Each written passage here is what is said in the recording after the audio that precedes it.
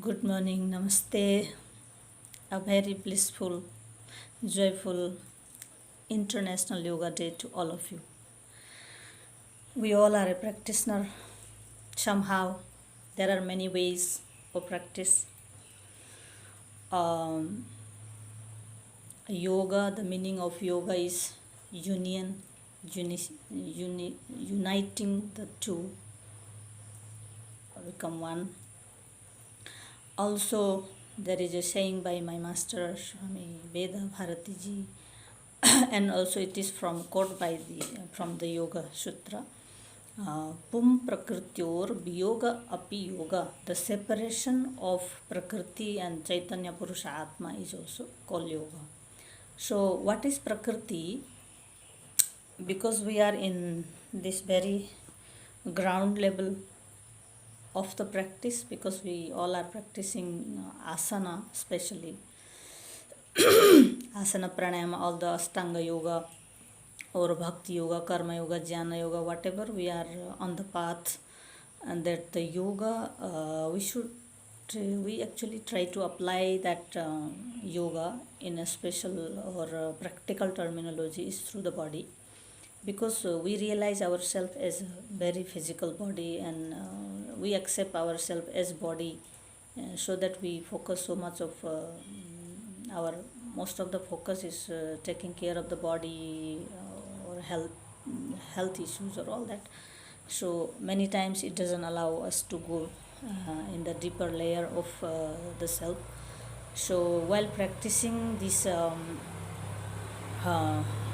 asana, also we should try to realize or the experience or experiment how these three gunas are function, because the soul or whatever we call Atman is separate from the Prakriti. So what is the real nature? The Prakriti is nature, also dharma we call in Sanskrit. So dharma, the nature of my physical body is to just sicknesses of the body, and little by little every cells of the body is dying moment by moment. So it is just kshan hona, kshan. So while whenever we see this the person is born, we feel like the body is born and the person is going to die. We thought the body dies, but the body is still. Yesterday I was experiencing while this Babaji nearby here was killed by the elephant. And if the body is died, then why we need this body to born or put it into the ground or whatever, the way we do sanskara, we call it sanskara within the Indian 16 sanskara. This is also the last sanskara. If body is dying, then we don't need anything to do for the body. So what dies, what is gone from the body, we realize it is the breath. The breath, it is also not breath, it is a prana. The prana carries the vital, the breath carries the vital force, that energy, first unit of energy, that is seems to be died. And what is the nature of prana is the birth, death, and hunger and thirst. So when we eat the food, the water, the breathing from the cosmic energy through breath is called also oxygen. Whatever we are taking is just protecting the prana which is already remain inside, to make it more healthy and beneficial, so that we function more. So since the prana is born and died, so that is the nature and the prakriti of the prana. And what is the function of the mind is, mind has no any shape, or mind has no any form. When we put the water, the mind is like a water. My master also many times says that this when we put this water in the bottle, the water looks like, the water saves like a bottle. If we put that into the little pond, it seems like a pond, and when we put it into the ocean, it becomes so wide. So the mind is inside and outside. Mind doesn't remain in here, but mind remains to your whole body and inside outside both. So this is how the mind function, and the mind is, the nature of mind is that big, but the through our sensation, what is we are grasping from the external world, actually eating the food through your eyes, smell, taste, hearing, this is also we function, this is also we function, how we put those thought inside. And my legs can be also direct me to the right position, right direction, or not right direction, I don't know how we are functioning. That all food is also remains as a sanskara into the mind. So those samskara as a waves, they comes and goes all the time, make a noise, so that we thought the mind is the thought. But the mind is an energy field, my master says. It remains completely like a ocean. When you go to the ocean, deeper and deeper, it is completely peaceful and silent. But those, because of our sanskaras, it makes noise as a waves of the ocean in the surface, not into the deeper areas. So this is how the nature of the mind is. So our duty is to just become aware of our food diet. That is also called practice of yoga. If you are not like this, aware of your energy, the sattvic, rajasic and tamasic food. The sattvic food give you the light, rajasic give you too much activities, hyperactivities, also aggressive, and the tamasic energy give you more dullness. So this food also affect our sleep, the way of you talk, speech, and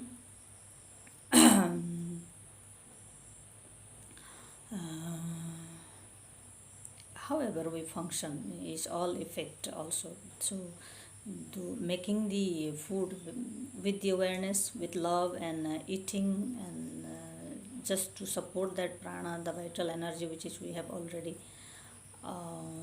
that food is also more very important to be balanced, the diet, and that also help us to sleep well, not hyperactively dreaming, and not sleeping like a sick person, and in the morning we feel so heavy body, so to give a light energy for the practice of asana, pranayama, whatever you are in the path of practice, the food diet also very very important for us to know. And prana, mind, and then buddhi. What is the function of buddhi? There is also, if you go many details, there are many ways of functioning of the buddhi, how to use the buddhi, how to implement step by step that buddhi energy. But the simple way of seeing this buddhi is the one piece. The buddhi has the power to cut it into the two pieces. So within those two pieces, it can be black and white, or good and bad, whatever is there. And then the last viveka is called, the viveka is called sattvika buddhi, sattvika mind, sattvika buddhi, that has to choose what is good, what is beneficial for your practice, and what is really help you to go inside to realize your own self, turn inward. That is chosen by our sattvika buddhi called viveka. So we should always wait and give some time to think of the buddhi, the subtle layer of the buddhi, which is all the time telling you this is not good for you, this is good for you, this is not good for you, this is good for you. Even though he is as a best friend telling us all the time, but we are not able to listen to it because of the too much this all friends are pulling us outward. So because of that, the taste, smell, beauty, ugly beauty, hearing, whatever, the hands can be direct in many directions. So fit can be also. So those things they pull us all the time towards the world, and this seems very difficult for all of us to listen to my viveka. But after that, whatever has done by your whole lower level of being, or we can say sensation, uh, then if we go to the wrong direction, uh, the viveka was already telling and we are not hearing it, then that mistake has, the first mistake is give you, okay, this is not good, this experience. Suppose the little baby first time experiencing the fire, he want to go all the time nearby fire, and one day if he experience this fire is burning him and he's scared to go nearby, right? So the first experience can be give us so much knowledge to not to do or not to do. This is good for me or not good for me. You know, your viveka realize that is not good for you. That is your experience. Nobody has tell you. So for first mistake, you should give the excuse. To learn from that, then the second, third, layers upon layers, we just not listen to the viveka and then put so many layers upon the Chaitanya Purusha Atma, then we become dark or impure. So to purify those higher layer, or those that self called Atman, we should purify ourselves from down to upwards.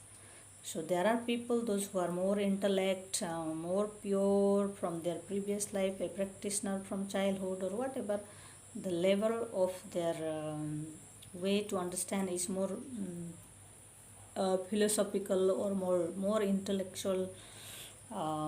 They can also purify themselves just by the thought, by the positive and good thought, through the help of scriptures, books, contemplation, meditation, not by sitting in the one place and closing our eyes. Meditation and contemplation can be happen wherever you go, wherever you are. So this is how also people purify themselves from higher towards down. And for us, we are practicing asana, pranayama, whatever is our path, we should practice and purify from down to upwards. So to realize this thing, we all are actually already practicing, and we should put this thought, even though you are practicing asana or pranayama or bhakti yoga, jnana yoga, karma yoga, whatever you practice, we should be all the time aware and practice this way. So this time I am in periods and my body is not allowing me to practice the asana, and also sitting alone inside the room contemplating. So just simply sharing my thought. I am not imposing on you, but I am simply whatever I understand or I understood a little bit through my own practice. I am simply sharing today, because I am not teaching today, just sitting and sharing. So thank you so much. Namaste, Hari Om.